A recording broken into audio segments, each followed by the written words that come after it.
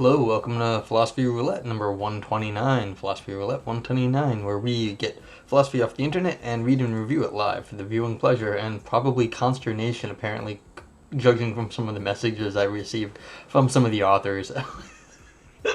I apologize, it's my first gut check reaction to all your stuff, and I'm sorry if I'm mean. I just try to say what I'm thinking so you get an honest reaction, and it's not meant to be none of my reactions are actually gonna really stick. It's a lot of the stuff is gut check, and so don't always what I say doesn't actually hold a lot of weight usually, but that's not how it comes out of my mouth. I'm like, this is wrong. It's usually not wrong. It's usually I'm the one that's wrong. So let's see. Let's go to thought. I haven't looked at them in a bit. It's not even like it's been that long, but I've been a few of the last pages were kind of papers were kind of long, and it makes it tough for me to it's hard to keep going after an hour of trying to say smart things. Trying. Big old trying. Okay. Oh, yes. These folks, I just read those folks. Whitehead's Principle. Did I read Whitehead's Principle? Oh, yeah, I definitely read those. So I did this one. No, shucks, nothing new. You know, it's funny. I've been doing this for weeks, and of course, journals only publish every so often. They're not actually, like, they're not publishing on a rolling release, most of them, and even the ones that are well, those tend to have longer papers because they're open access, and it doesn't really matter. Let's see, have I done this one? I don't think so. And the reason is because I can't get a hold of it. Okay, just was trying to get lucky on this. Let's go see. Oopsie, what did I just do? Whatever. These are all the new journal articles. Try again.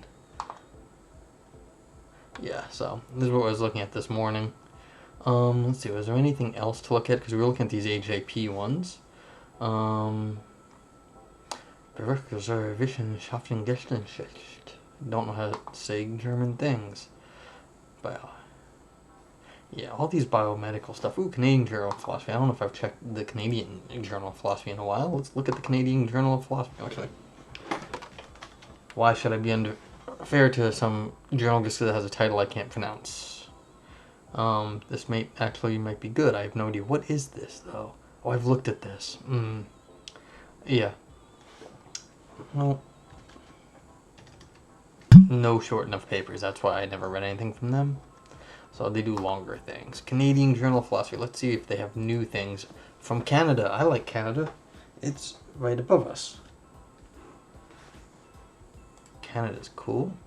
1 to 17, 1 to 14, 1 to 15. Let's see, get some 1 to 16. No, everything's long. Experiencing Silence. 1 to 13. Maybe I can try that one.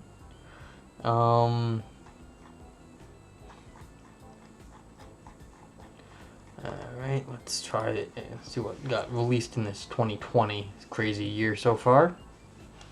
Let's see what else we have here, if anything.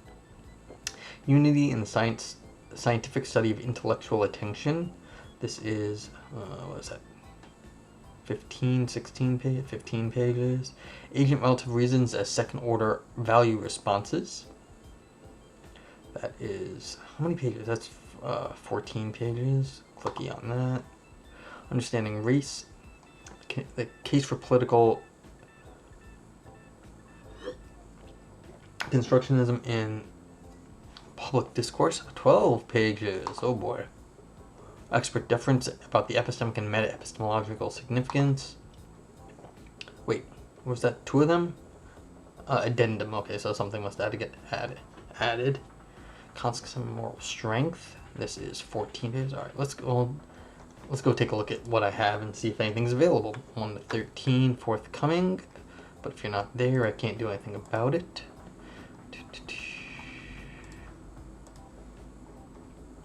Okay, Mr. David Ludwig has a paper online. That's always a plus in my book. These ones are not available, so let's see. Oh no, it's these wide pages with this little teeny font. I'm going to be reading for like 2 hours. Oh no. Michael Palmyra, also here. Let's take a look at this one. It says 12 pages. So let's see what happens. Oh, it's a well, shouldn't discriminate against docx files. Let's take a look how long that one is. Who solves project? Oh, I did this one, a project of ultimate elucidation.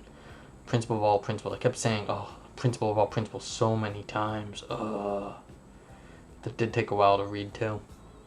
Alright, let's see how many pages this is.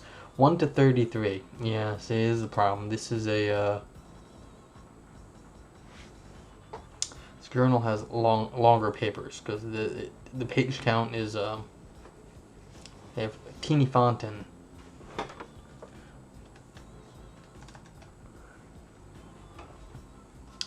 well, the addendum is shorter than 8 pages, and that's the only one here. But whatever, let's do the David Ludwig.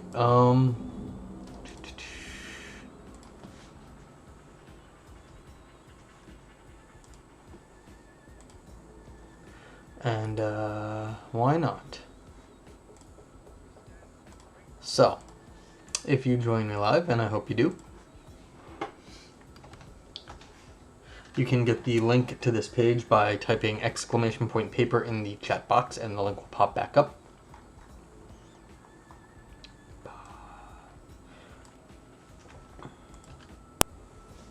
One of the scary things I realized was I was trying to, get the show notes. The link to this paper this Phil Papers page will be in the show notes below the video if you're watching later.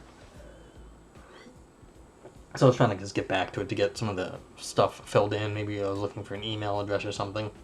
And so I searched for the paper title, and I think the second review link was my video review, which had been only posted a few hours earlier. So I have cornered the market on the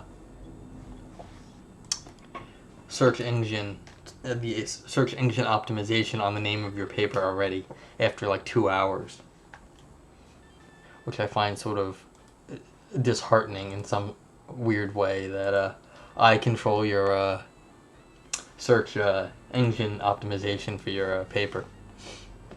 Okay, so philosophy of race, it looks like. All right, understanding race, the case for political constructionism in public discourse. Oh, we just had that spicy article by the other day, and that's spicy according to the authors too. They know that they're writing spicy stuff. It was saying it was accusing a certain large subsection of the population of having a liberal bias and making a fallacy that was underlying that bias. That was just was it a day or two ago? Yeah, so, but I think they were, they knew what they were up to, so and I think they did it reasonably well. But anywho, Understanding Race, the case for political constructionism in public discourse by David Ludwig, by somebody in some guy in the Netherlands, I guess, David in the Netherlands. Introduction. Debates about racial ontologies raise difficult questions about public understanding. Do they? I guess. The first line in every paper is sort of interesting. I mean, you're still trying to pull people in just because it's philosophy and it's like academic. You still have to like get people's attention. And so you end up saying things you probably don't mean to say because you're doing other things at the same time. I mean, debates about racial ontology raise difficult questions about public understanding. What does the debate really raise about public understanding? That there is a debate? How does that really matter? Oh well. But let's see what else they have to say. On the one hand, racial realism can contribute to racialism in the sense of false biological or cultural accounts of racial inequality. On the other hand, eliminativist rejections of racial categories can undermine conceptual resources for addressing racial inequality and therefore contribute to a colorblind racism without races. The result seems to be a dilemma of public understanding, which different racial ontologies run the risk of contributing to either racialism or ignorance toward racial inequality. This article argues for political constructionism as the account of race that is best equipped to respond to this dilemma. Political constructionism, in the sense of this article, specifies race in terms of hierarchically structured social positions rather than biological or cultural features. The main goal of the article is to provide evidence that political constructionism supports adequate resources for public reasoning by identifying causes of racial inequality. In contrast, biological and cultural specifications of race are prone to producing public misunderstandings by foregrounding correlates rather than the causes of racial inequality. The next section introduces an explanatory argument according to which political constructionism provides adequate explanatory resources for engaging with racial inequality while competing specifications of race fail on explanatory grounds. While this argument has a lot of initial plausibility, it fails to acknowledge that alternatives to political constructionism can provide adequate explanatory resources if they specify the causal roles of hierarchically structured social positions through substitute concepts. Sections 3 and 4 therefore develop an alternative argument for political constructionism that relies on considerations of understanding rather than explanation. It is argued that political constructionism supports adequate causal reasoning, while alternative specifications of race mislead public reasoning through confusions of correlates and causes of racial inequality. Section 5 considers racial eliminativism as an alternative to any realist appeal to race in the public sphere. While there is some preliminary evidence to suggest that eliminativism lacks core benefits of political constructionism, it is argued that the currently available empirical evidence is inconclusive. Section 6 concludes by arguing for a closer integration between philosophy of race and social science research on public understanding of race and racial inequality. I mean, just my initial cynical reaction is always the philosophers sort of hope that there'll be closer integration between philosophy and anything else. Like, you should listen to the philosophers. You know, looking at the landscape at the moment, it's I don't know, I read an article by what was it, Adam Kotsko or something. He said philosophy has to stop playing nice, basically. The other people aren't playing nice, and so the idea that, like, it's like, take us seriously, we're good, those arguments don't they're not working, and they haven't worked, and so something else should be done. I mean, granted, anyone who reads this paper probably is sympathetic, but just in general, it's nothing against these authors at all, but yeah, philosophers have to take off the gloves, as it were. The causal explanatory case for political constructionism. While current debates about racial ontologies share a concern with the nature of race, it has become widely recognized that they pursue a variety of related but nonetheless distinct projects. First, different speakers, from lay publics to biomedical students, use the notion of race in different ways and may ultimately refer to different phenomena. Questions about the nature of race may therefore have different answers in different contexts. Second, it has become common to distinguish between descriptive accounts that try to identify the current concept of race and prescriptive accounts that try to identify adequate concepts along current frameworks of conceptual engineering, ameliorative projects, and conceptual ethics. The project of this article is best understood as conceptual engineering of the concept of race for public discourse. Race is a deeply ambiguous and vague concept that could be specified through different features, from ancestry and morphology to cultural and social properties to false racialist or essentialist ideas. Furthermore, there remains considerable philosophical disagreement about how to analyze the current concept of race and its various biological, cultural, and political connotations. Rather than joining this debate about core features of the current concept of race, this article develops the prescriptive thesis that political constructionism is best equipped to provide resources for public reasoning without creating racialist misunderstandings about biological or cultural causes of racial inequality. Sorry, I'm a little distracted. I was just watching the news recently where this poor black guy got shot in the street by two white guys. Basically, it looks like it was they thought he was a thief that they had seen a week earlier. It's just like, yeah, it's like, this is a lot of racism. And they said, oh, we saw him entering a construction site. And then, like, the news goes and shows, like, a bunch of white people going through the construction site just like he did, just looking around, because he didn't do anything. He just walked in and walked out. And it's like, yeah, you still went after the black dude. So, like, yeah, racial misunderstandings about biological or cultural causes of inequality. Yeah, there's a lot of causes of inequality. Anyway, In this context of conceptual engineering, political constructionism is best understood as arguing that race should be specified in terms of hierarchically structured social positions. Racialized societies create complex social systems that shape opportunities and disadvantages often before birth, for example through nutrition and healthcare, and develop through all major areas of social life. Political constructionists argue that to be of a certain race should be understood as being positioned in such a system that affects which neighborhood people grow up in which school they attend, where they go to college, what job they will be offered, what prejudices they occur, or I guess they incur, and so on. In this sense, races are perfectly real, pace eliminativism, but they are at the core of being positioned in a hierarchical social system rather than having certain biological or cultural properties, pace both biological realism and cultural constructionism. While this broad picture is shared among political constructionists, it still leaves space for substantial variation in the specification of racial social positions. Clearly, not all social hierarchies are racial in character. Think of classic gender differences, and political constructionists have developed different proposals of how to specify racial or social positions.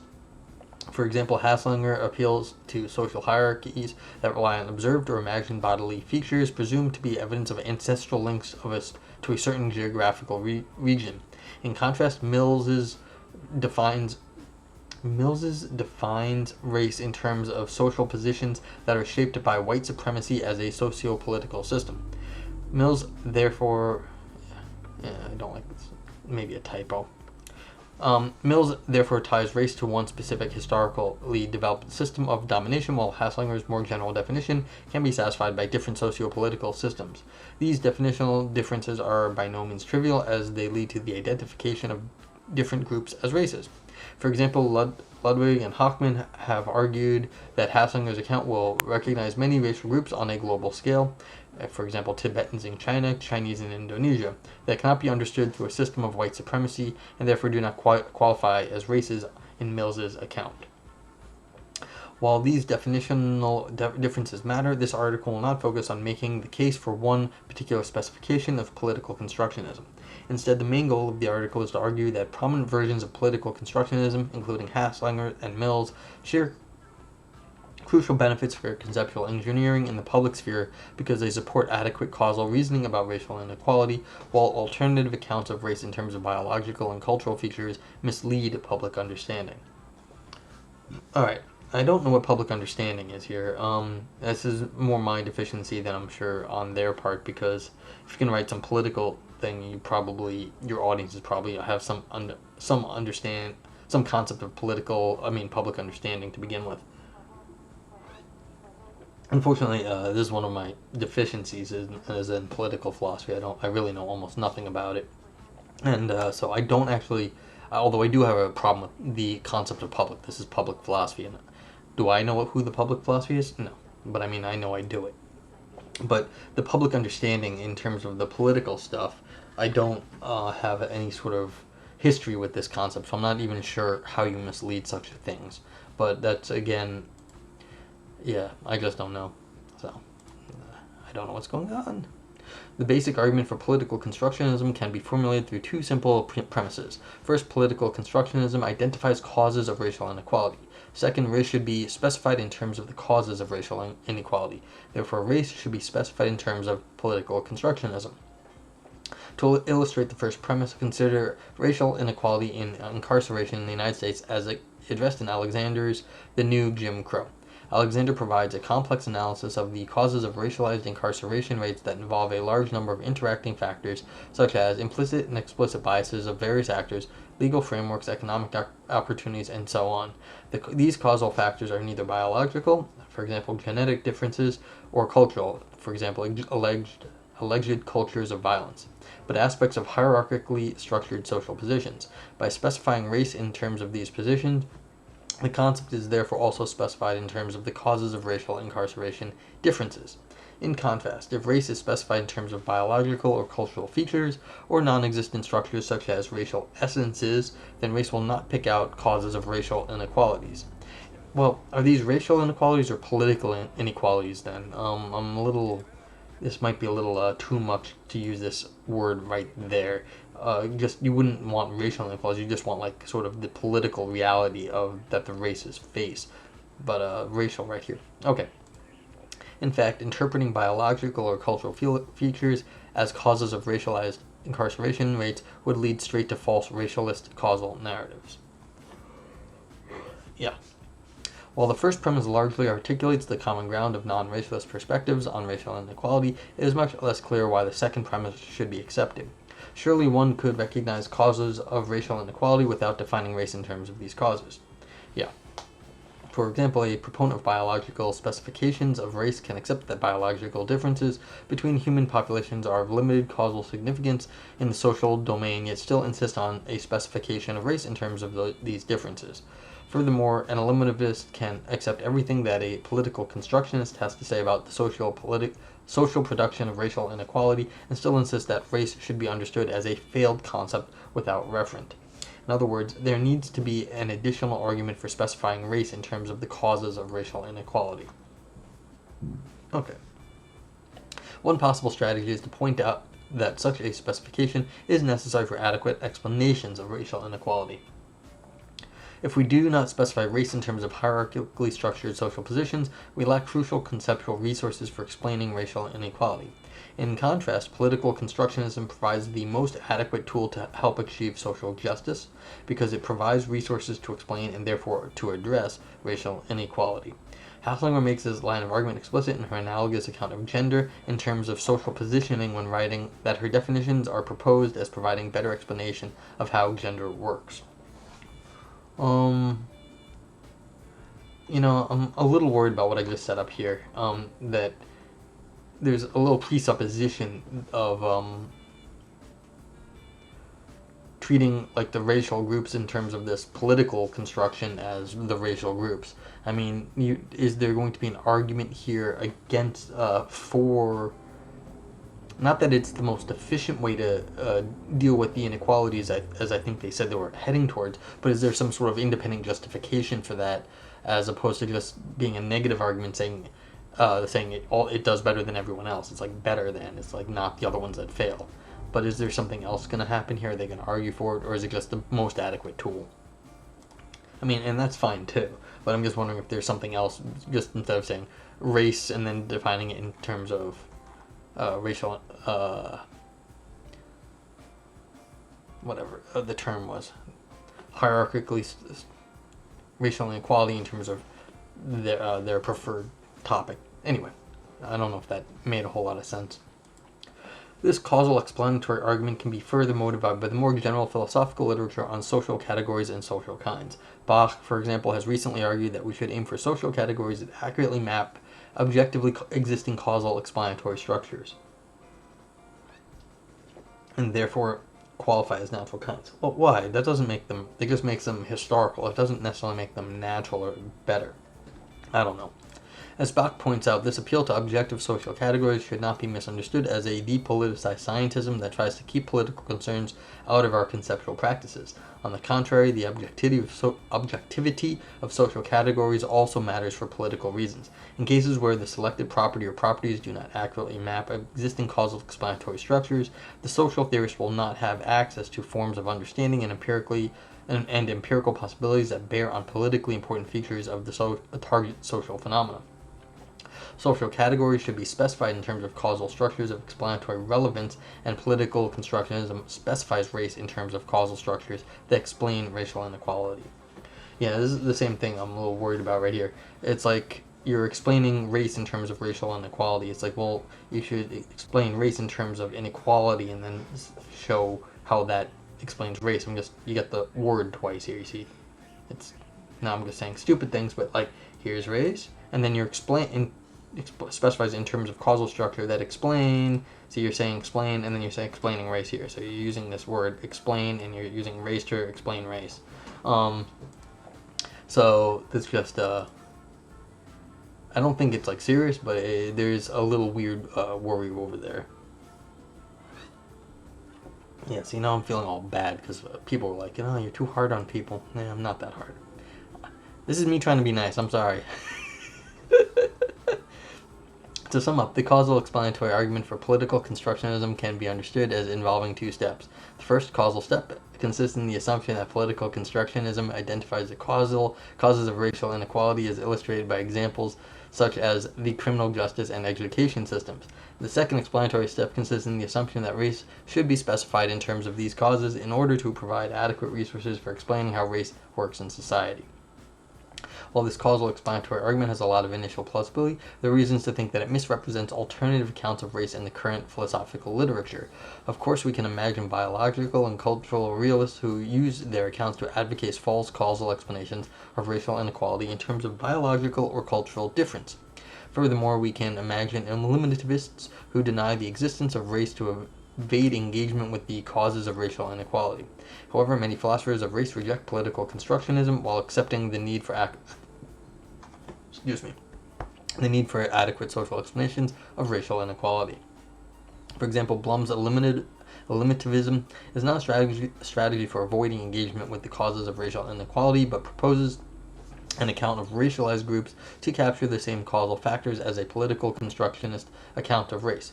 In a similar way, Hardiman proposes the introduction of a new concept of social race that is by nature hierarchical. Some social races are dominant, others subordinate.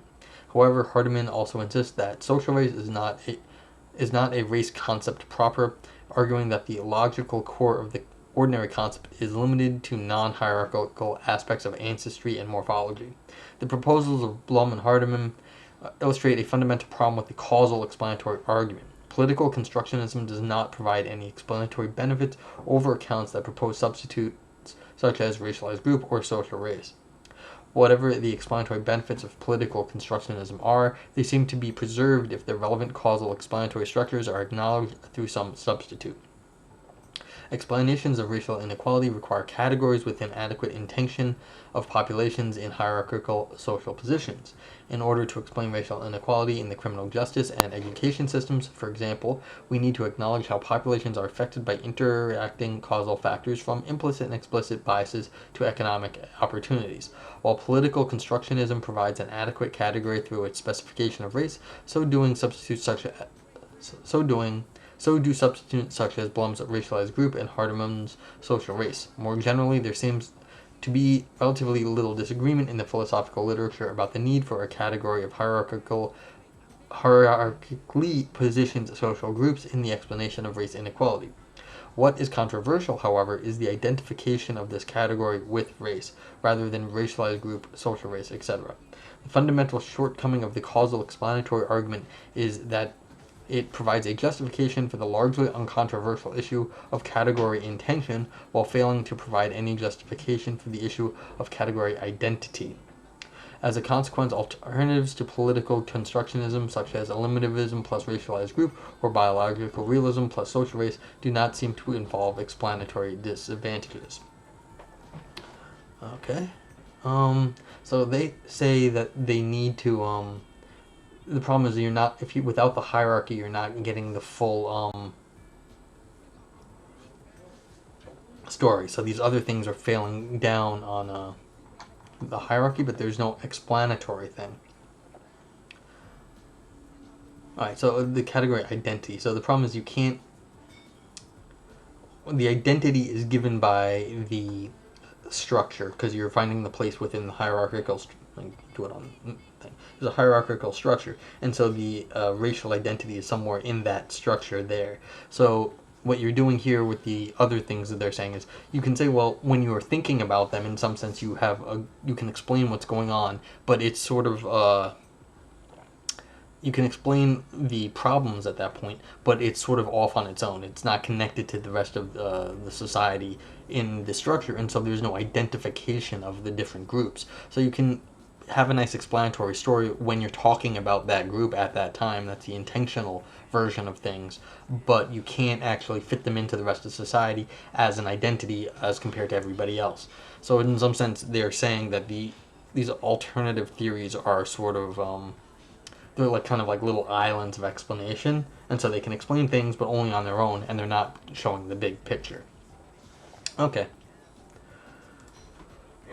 Alrighty. The causal hermeneutical case for political constructionism. big words in this paper. The last section developed a criticized an explanation-based interpretation of the causal argument for political constructionism. While political constructionism provides explanatory resources for addressing the social production of racial inequality, I argue that proponents of alternative specifications can employ substitution strategies to avoid explanatory disadvantages. Rather than defending the causal explanatory argument, this section proposes a case for political constructionism that shifts the focus from explanation to understanding. Even if substitutes such as racialized group provide adequate explanatory resources, political constructionism may still come with crucial advantages in the context of a broader focus on understanding. Recall that the causal argument involves two steps. First, it makes assumptions about the causes of racial inequality in terms of hierarchically structured social positions. Second, it suggests that we should specify race in terms of the causes of racial inequality. The proposed causal hermeneutical argument justifies the second step through considerations of understanding rather than explanation. While political constructionism fosters adequate understanding of the causes of racial inequality, alternative accounts create a risk of misleading public reasoning. The basic idea of this causal hermeneutical argument is that understanding, and especially public understanding, requires more than just explanation. For example, the mere availability of detailed social science explanations of the causes of racialized mass incarceration does unfortunately not ensure adequate public understanding of these cases. Even if political constructionism and substitute strategies are on par in terms of explanatory resources, it may turn out that political constructionism provides more adequate cognitive resources for public understanding of racial inequality. More specifically, I will argue that political constructionism facilitates adequate public reasoning about racial inequality because it specifies race in terms of these causes. In contrast, alternative specifications of race in terms of biological or cultural properties can mislead public understanding about racial inequality by failing to identify relevant causes. Alright, so I think what they're saying is that, like, so you have to identify them in some sort of bigger area. And the other ones, like I was saying earlier, were sort of off on their own island. I think what's going to happen here is they're not off on their own island, but they're tied to other sort of like concepts that aren't really doing any work in the political sphere. And so once you're that will mislead you into some sort of misunderstanding about race when the problems are political problems and not like a biological one. So let's see how this shakes out. There are at least two ways in which a non-political specification of race can be misleading. First, they can mask causes of racial inequality by encouraging depoliticized perspectives on human diversity. For example, Morning found that university students in the United States commonly endorse cultural accounts of race in terms of markers such as what you eat, what you wear, or what values your parent teach you, because doing so evades engagement with the history of oppression that has been part and parcel of racial stratification. Yeah, I'm pretty sure they're just substituting some sort of cultural concept for this sort of stuff. Second, both biological and cultural specifications of race can also lead to public misunderstanding by directly encouraging racialist narratives about biological or cultural causes of racial inequality. While the next section will present more specific evidence of such misunderstandings, there is also a more general reason for concern. While biological and cultural specifications of race do not identify causes of racial inequality, they still tend to identify correlates. Sometimes correlates indicate causes. For example, differences in education level are not only a correlate but also a cause of differences in income level. Political constructionism identifies not only correlates but also causes of racial inequality in this sense. In contrast, biological and cultural specifications identify correlates from skin color and ancestry to cultural identities that lead to racialist misunderstandings when interpreted as causes of racial inequality. See, I don't like, in some sense, racial inequality. I'm thinking this should be political inequality every time I see this. So it's like every time I see like racial inequality, like this sort of locution, I want to say political inequality because that's how you're defining race. It's this political inequality of a certain kind, I guess. It's not all political inequality, but it's sort of a certain sort of historical political inequality. And then it gets correlated with like education and other sort of income level. So and that's sort of what happens. Alright, but like I said earlier, this is not a critical problem, it's just sort of a semantic issue I have. Of course, proponents of biological and cultural specifications of race can respond to this worry about racialist misunderstandings by pointing out that correlation does not imply causation. Surely one can specify race in terms of biological or cultural properties without misunderstanding these properties as causes of racial inequality. Yeah, well, have you dealt with lots of people? That's not what happens. However, the causal hermeneutical argument is not about logical connections, but rather about the actual facts of different specifications on race on public understanding, and has become widely acknowledged in the psychological literature that non-causal correlation data is often sufficient for public endorsement of causal interpretations. Yeah. To illustrate this risk with at least one specific study, consider Blesk, Recek, Morrison, and Heidecke's study of, sorry, I apologize for how I read your names, study of understanding the distinction between correlation and causation among participants who read texts about potential links between A, video games and aggression, B, self-esteem and academic performance, C, pornography and relationship satisfaction. In each of these cases, B, R, M, and H presented participants a short text, the experimental vignette, that provided evidence for a causal link, or another text, the non-experimental vignette, that only provided evidence of a correlation. In the video game case, for example, the experimental vignette described how 500 students were randomly assigned to two groups. One group was asked to play video games every day for several hours, while the other group was not allowed to play any video games for the same period of time. Were they paid for this? Why couldn't I do this? The non-experimental vignette describes how 500 students were asked how many hours they spend playing video games. Both vignettes also included descriptions of teachers being asked how often these students engaged in aggressive behavior. While the experimental vignette describes a study that has potential to test a causal contribution of video games to aggression, the second text provides mere correlational evidence that could be explained through many different causal relations. For example, socially isolated students may play more video games and be more aggressive even if the video game itself does not contribute to the aggressive behavior. Yeah, are they playing solitaire? Like, what game are they playing? More generally, factors such as a family situation or social network of students could lead to positive or negative correlations between video game and aggressive behavior, without the former being causally significant for the latter. Although only the experimental vignette provided evidence of a causal relation, Blesk, Morrison, and Heidecke found that participants drew causal inferences from non-causal data as often as they did from non-causal data as often as they did from causal data. Shocking. After reading one of the two texts, participants largely endorsed the interpretation that confirmed their preconceived assumptions about the link between video game and aggression, rather than the evidence in the text about a possible causal relation. Yeah, I mean, I think I would go with the more likely option for me about the video games is people who have things, they get to take it out on the video game and nothing bad happens. It's good. It's fun. Yeah, I've been watching a lot of Twitch video game play in quarantine, and it's a lot of fun, and there's definitely no reason to go like it's just the new what is it, rock and roll destroy the youth. It's just the same thing. All the old people, like that new cultural thing, it's ruining the kids. So this has been going on forever. So there's the old quote, of course, from Plato. Was it in the Theaetetus? I forget where, but it says the kids these days, they don't know how to think. It's like the new technology is just ruining them. They won't have to think. They won't have to remember anything. These books, they're crazy, and no one's ever going to have to like know anything anymore. They can always just go look it up in a book. Because books were the new invention, the new technology of the day in ancient Greece. Get off my lawn. Alright, sorry for yelling. Psychological research on the confusion of correlation and causation supports the worry that non-political specifications of race can constitute cognitive traps by presenting correlational information that leads to causal misunderstandings. Of course, this does not mean that everyone will always misunderstand biological or cultural specifications of race as specifications of causes or of racial inequality.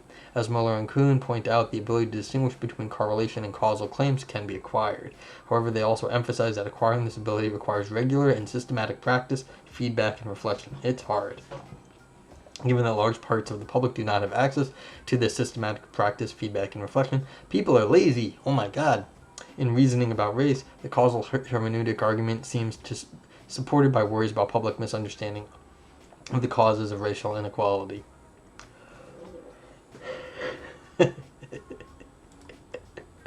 empirical evidence in support of the causal hermeneutical argument. The previous section introduced a causal hermeneutical case for political constructionism by arguing that public reasoning about racial inequality is facilitated by a specification of race that tracks causes rather than correlates. While political constructionism supports adequate understanding of causal relations, alternative specifications of race can constitute cognitive traps that mislead public understanding by encouraging confusions of correlates and causes of racial inequality. The aim of this section is to argue that empirical research in fields such as communication and education provides support for these worries, but has not received sufficient attention in the philosophical literature. I'm starting to understand what they mean by public reasoning. It's just sort of like a statistical analysis of just like of the population, but okay. Sort of like the sort of what happens to public, like sort of a general sentiment given certain narratives going on. Okay. 4a, biological properties. The worry about cognitive traps that mislead public reasoning seems most straightforward in the context of biological specifications of race. To be sure, it is not sufficient to show that endorsement of biological specifications of race is positively correlated with racist beliefs and attitudes. No, it's called being lazy, and everyone gets lazy, and that's what happens. You just don't understand what's going on. It's not necessarily racist.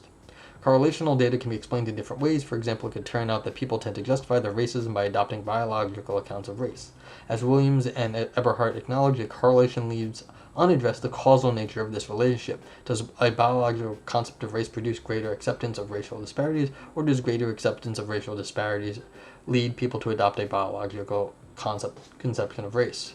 Why not both? ¿Por qué no los dos?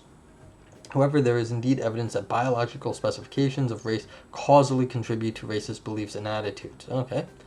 The most common experimental strategy is to manipulate participant beliefs about the nature of race through mock newspaper articles or textbooks, and to measure the effects on further beliefs and attitudes towards race.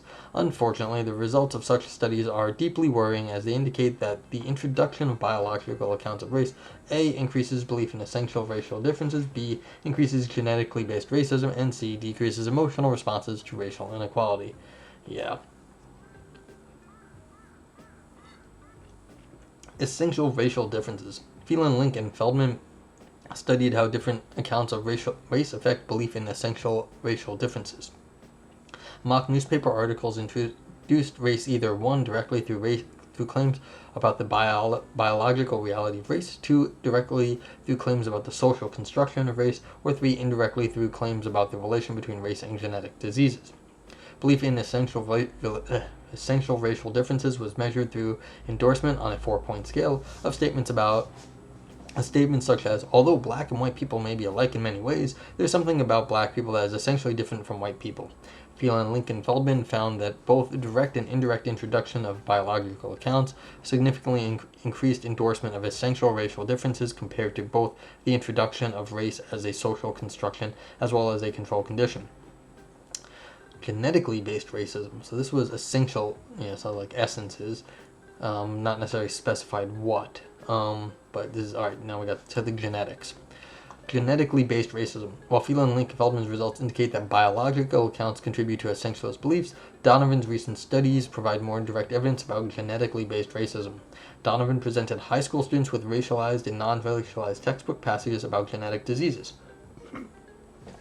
While the racialized version of the textbook tied genetic diseases to racial categories, for example, Africans have a higher risk of sickle cell anemia, Caucasians have a higher risk of cystic fibrosis, the non-racialized version disease patterns in terms of other factors, e.g. sickle cell and allele provide an adaptive advantage in regions with malaria.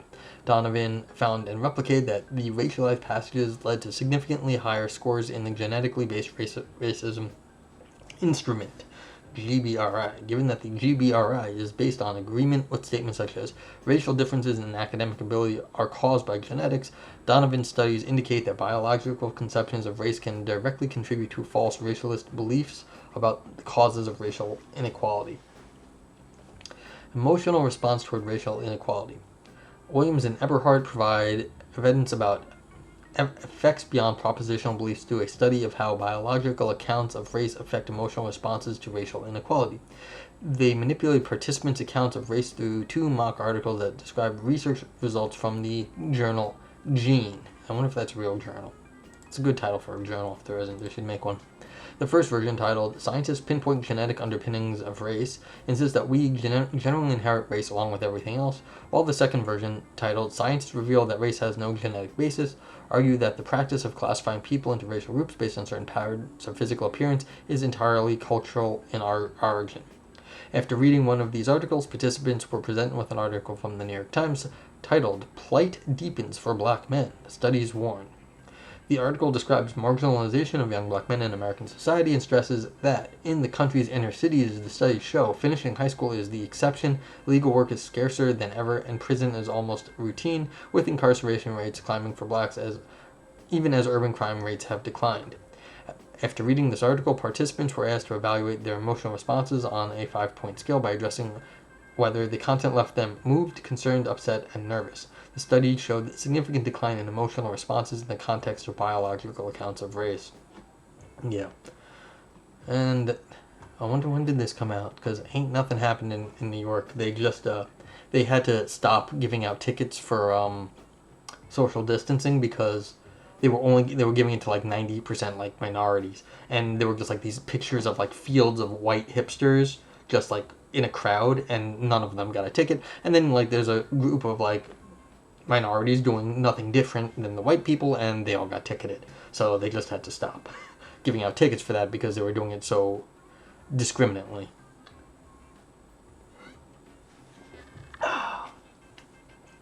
It was sort of embarrassing. Not sort of, rather embarrassing. Studies such as A through C suggest a troubling picture about the effects of biological specification of race in the public sphere. Yeah. Don't go jogging while black. Endorsements of biological accounts of race seem to contribute to A, essentialist beliefs about race, B, an increasing genetically based racism, and C, a decrease in emotional response to racial inequality. Cultural properties. It has become widely acknowledged in the social science literature that challenges of biological racialism have contributed to a shift toward cultural racialism that understands racial inequality in terms of alleged cultural causes. For example, Balabar has influentially diagnosed a neo-racism whose dominant theme is not biological heredity, but the insurmountability of cultural differences. What, can they like not speak English? Like I can't talk to them, and so that makes them a different race? Well, I don't know what that means. As Paul Gilroy pointed out more than 2 decades ago, the culturalism of the new racism has gone hand in hand with the definition of race as a matter of difference rather than a question of hierarchy. First, this culturalism has been discussed as a strategy for expanding racialism towards populations that are often not perceived as biologically racial, such as Muslims. Okay, I see where they're going with this. Second, culturalist frameworks allow maintenance of racialist narratives in societies that discourage traditional forms of biological racialism. Okay, so I know where we're going. Given the arguments from the previous section, these worries about a shift toward culturalist variations of racialism can be supported with a more specific hypothesis about public reasoning about racial inequality. Shifting specifications of race from biology to culture leaves the basic problem of cognitive traps intact because it does not shift attention from mere correlates, for example, skin color, continental ancestry, to actual causes, for example, access to socioeconomic resources of racial inequality. Instead, cultural specifications of race shifts the focus to other correlates that can be easily misunderstood and misused through false causal narratives that emphasize constructions such as alleged cultures of violence or culture of poverty that are assigned selectively to racial groups. While much of the recent experimental literature on racial reasoning focuses on biological concepts, the concerns about cognitive traps can be supported with various qualitative studies in the social sciences. For example, consider Alexander's discussion of misunderstandings in the criminal justice system in The New Jim Crow. While Alexander develops a detailed analysis of the socioeconomic causes of mass incarceration, she also confronts a common culturalist narrative that relies on the notion that black culture has devolved in recent years, as reflected in youth standing on the street corners with pants sagging below their rears and rappers boasting about beating their hoes and going to jail. Yeah. As Alexander argues, such culturalist framing systematically distort adequate causal analysis of mass incarceration as they focus on cultural symptoms of marginalization and therefore shift public attention away from its socioeconomic causes. And the confusion of correlates and causes is what makes this move so seductive in public discourse. The cultural symptoms of socioeconomic marginalization are indeed correlates with incarceration rates, but distort understanding of causal pathways when guiding public reasoning about mass incarceration. I mean, it's like there goes the neighborhood. Like it's one of these things that you've got one of these cultural, the bringing down society culturally, as if that's a thing. Alexander's discussion of culturalist narratives about crime provides only one of many examples of what Bonilla Silva has influentially called the cultural racism frame. For example, Bonilla Silva's Racism Without Racists analyzes this frame on the basis of interviews from two surveys, the survey of social attitudes of college students and the Detroit area Detroit area study, that include further examples of how cultural frameworks mislead about the causes of racial inequality.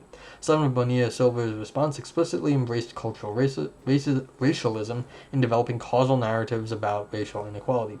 Asked about charges of laziness, for example, a student responded, "I totally agree with that. I don't think, that they're all like that, but I mean, it's just that if it wasn't that way, why would there be so many blacks living in the projects?" It's why would there be so many poor blacks? If they worked hard, they could make it just as high as anyone else. I just think that that's just, they're raised that way and they see their parents are alike, so they assume that's the way it should be. Yeah. It's getting harder to make that argument in today's society because everyone's broke. It's like, yeah, you're gonna blame the coronavirus on culture? I don't think so. I'm actually rather confident that someone will find a way to do it. Other respondents understood the causes of racial inequality through a more careful causal narrative of self-perpetuating culture of poverty, which defines family structure. Maybe it's not being able to support the child and in school and really encourage. It might be that it's a single parent family and it's necessary for them to get out and get a job, a full-time job, and work a part-time job, still try to go to school. Maybe it's not encouraged as much, like for long-term, it's mainly survival. Both Alexander and Bonilla Silva argue that culturist framings contribute to what Alexander calls a profound misunderstanding regarding how racial oppression actually works. Framing, in the sense of Bonilla Silva, can be used to justify already existing prejudices, but also guides for shaping reasoning about the social world. Culturalist framings of racial differences therefore reinforce the worry about the problem cognitive traps extend from biological to cultural specifications of race. In both the biological and culturalist cases, race is primarily understood through correlates rather than causes of racial inequality. In both cases, emphasis on correlates can create misunderstandings that obscure the political character of the production of racial inequality and reinforce biologically or culturally motivated racialism. In the context of conceptual engineering for the public sphere, political constructionism seems to be clearly preferable in providing tools for adequate reasoning about causal relationships. Yeah, it seems like this cultural thing that goes to some sort of essentialism too. As they were saying, the biological case, not the gene one. The biological leads to essentialism. It seems like the cultural leads to some sort of essentialism in the society of that race. Okay. Yeah. Toward a public discourse without race. The evidence from previous sections suggests that a specification of race in terms of social hierarchies supports public reasoning while focus on biological and cultural differences fosters public misunderstanding. However, this evidence alone is not sufficient to guide conceptual engineering of race. Even if specifications of race in terms of hierarchical social positions are preferable over biological and cultural specifications, one could also reject any realist appeal to race in public discourse. Given the prevalence of racialist misunderstandings in the sense of the last two sections, one may specify race through clearly falsified, for example, essentialist or racialist, assumptions that show that race does not exist at all. For example, Hockman develops this line of argument by arguing that the continued use of race as an analytic concept by social constructionists is likely to reinforce racial naturalism in the public imagination, even though it is the intention of most constructionists to distance race from biology. The assumption that an elimination of race is beneficial in public discourse is reflected in real-life cases of conceptual engineering in many European countries after the Holocaust. While realist racial discourse remains common in the United States, many European countries, including Germany, the Netherlands, and France, have built strong eliminativist norms around the notions of Ras, race, and Ras human that make a realist, I apologize for all my readings, make realist appeal to races largely impossible. For example, Plumecki describes Ras in Germany as the unword of the last 60 years, semantically entangled with the purity and destruction-oriented eugenic policy of the Nazis. Not even racist pamphlets are allowed to contain this word. The considerations from the previous sections can provide some support for such eliminativist strategies in public discourse. I have argued that biological and cultural specifications of race mislead public reasoning through confusions of correlates and causes. While a purely political specification of race would avoid these problems, it is difficult to keep biological, cultural, and political features neatly separated in public discourse. I mean, and the question is, as the authors from a few days ago raised, there might actually be some biological, cultural, or political features that do matter once in a blue moon, I would say, but like there might be something that is going on culturally or biologically that does have some sort of thing to look at. It's just you have to keep it separate in the sense of you have to actually know exactly what you're doing. Otherwise, it does get all messy, and then it gets into a bad racist or racialist discourse. From the perspective of conceptual engineering, one may therefore conclude that the most consistent strategy for public discourse is to avoid any realist appeal to race whatsoever. Yeah, so they're just like, don't bother because it's just too dangerous. But that's what the people the other day were arguing against. They're saying, well, it may be dangerous, but it's not as dangerous as you think. And they were saying, look, just because you're going to miss some things inherently, because what if there is anything in that area? There's nothing philosophically preventing anything over in this area. So, I mean, there's a question of what you're going to miss. And they argued that you shouldn't kick everyone out because just the consistent strategy you're running roughshod over possibly legit research. But then again, it goes to triage. Exactly what is it worth to do?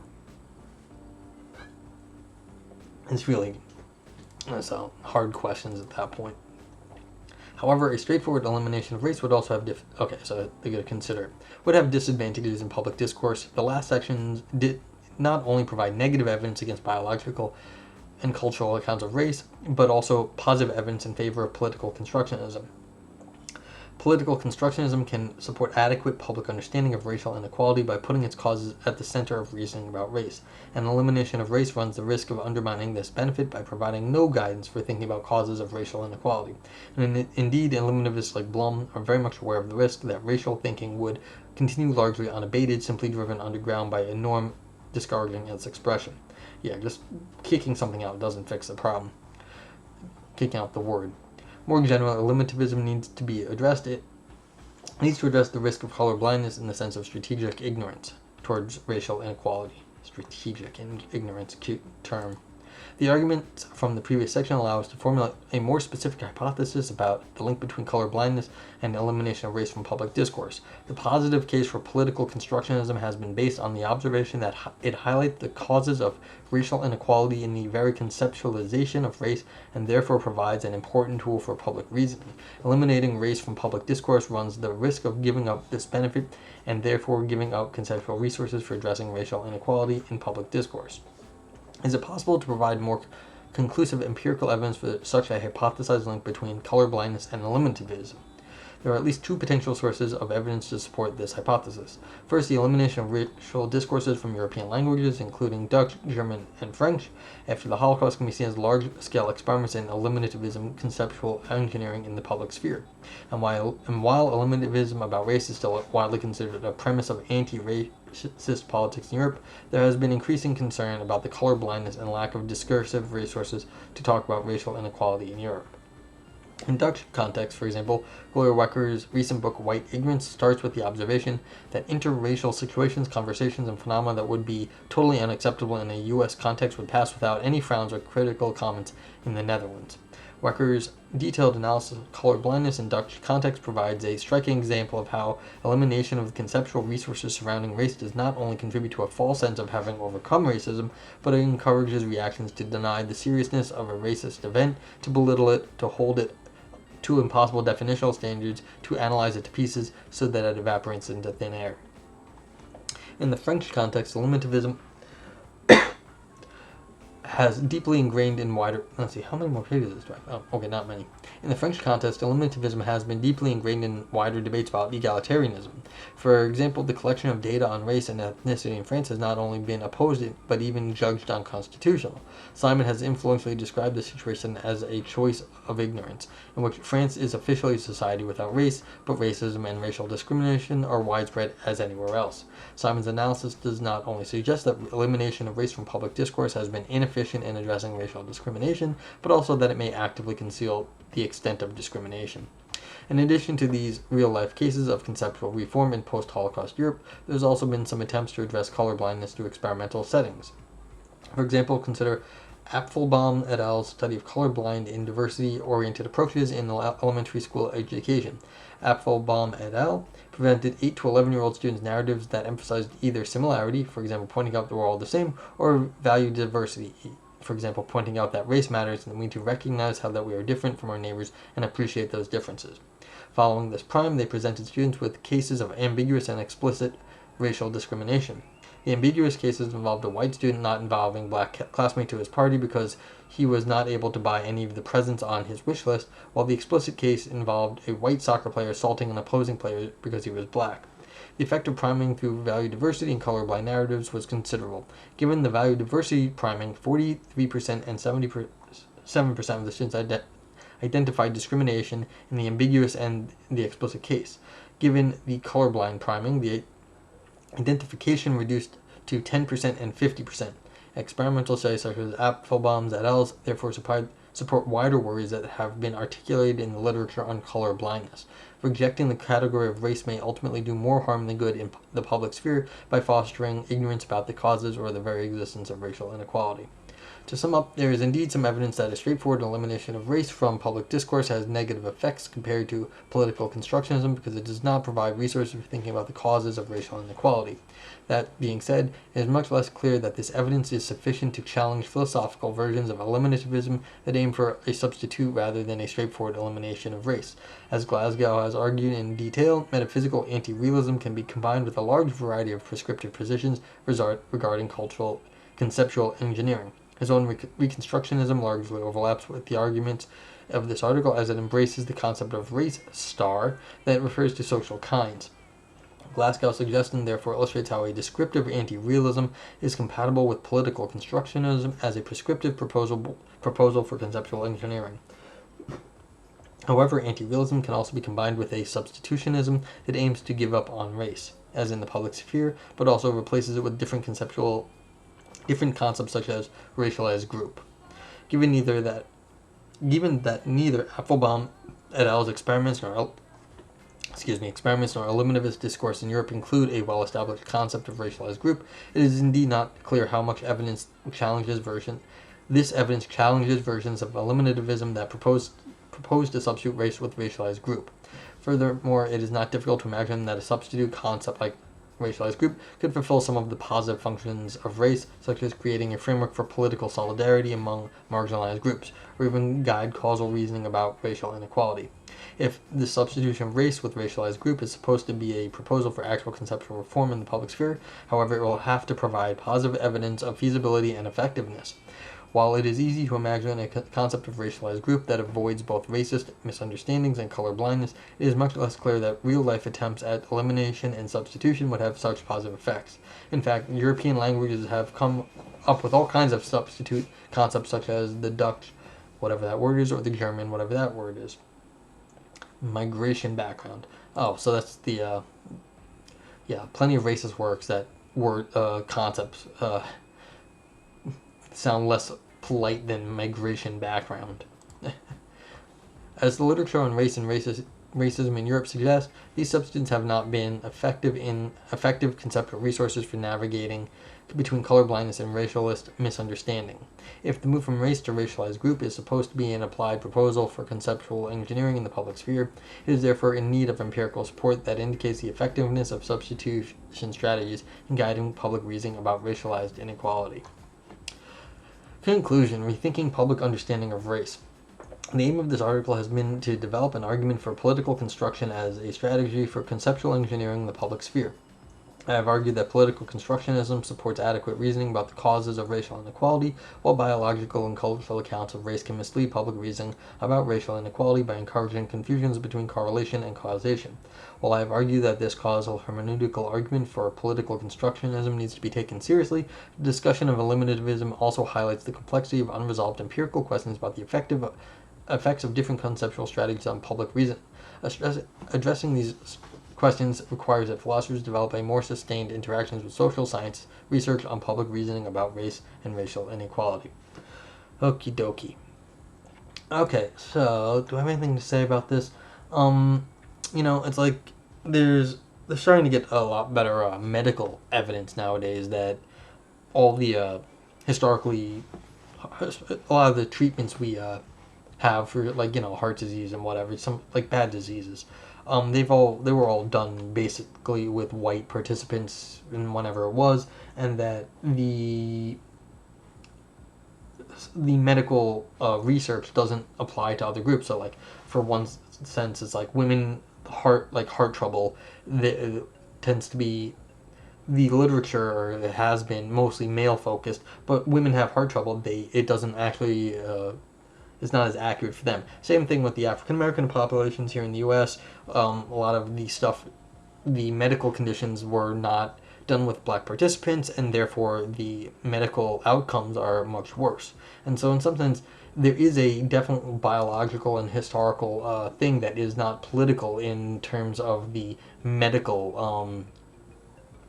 outcomes. And so it's like, well, they get sick, they're more likely to die. Now, there might be all sorts of political, historical, cultural reasons for that, but it's also the medical one, was the medical studies that were just not done using those populations. So it's like, this is the question I've had the whole time, and it was based on that semantic sort of shift when they started talking about political inequality and just called it social inequality. Racial inequality. It's like, well, there's other inequalities that also matter, and it seems like this one is only focusing on the political one, but it sort of, if you're only going to do with it in terms of political, economics or whatever, then you're going to miss like sort of the medical one.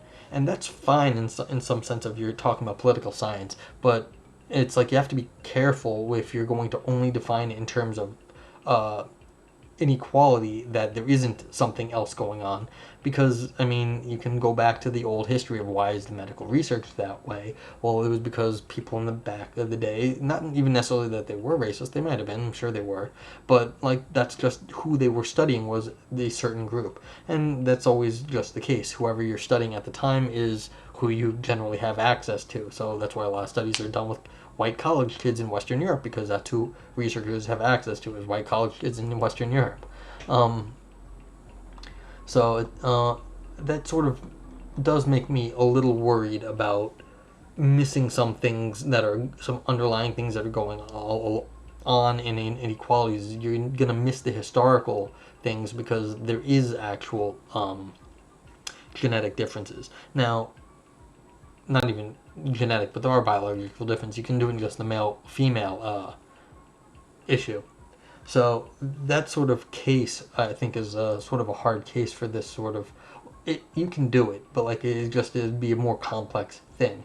Now, if you're talking about basically political inequality, then yeah, I think this is the right way to look at this stuff. I mean, why go try to pull in concepts from other areas that you're just they're just racist, is a racialist or racist or whatever, because you're never going to actually prove that, given the political structure as it is, the idea that there's some little itsy biological specification that's making a difference across huge amounts of other stuff, it just never seems to make any sense. But Yeah, so that's the only worry I have, is that this is just slightly sort of begging the question in the sense of they're only looking at the political, and so all this is only political. But there are going to be inputs from other sciences, like the medical science, that won't be political, or won't explicitly be political. So that's the only thing I'd be worried about. Otherwise, I'm mostly on board with this stuff. It seems like you have to, if you're gonna find a way to avoid making people, if you're trying to find a way to make people understand what's going on, you have to be really careful about your language, and all these uh, like other ways of speaking make it really easy to just go racist, basically, because there's sort of like the racial outs, just like, oh, it's just those culturally lazy people, it's all just those genetically underdeveloped people. They're just lazy thinking, but people are lazy, so that's what happens. Okay, that's about it for now. I don't, like I said, I'm not good at this political stuff, but I try. So I hope everyone stays safe and doesn't get ticketed for being too close to anyone else. Try to wear your mask, and have a good night, everyone. Bye bye. I'll be back in the morning.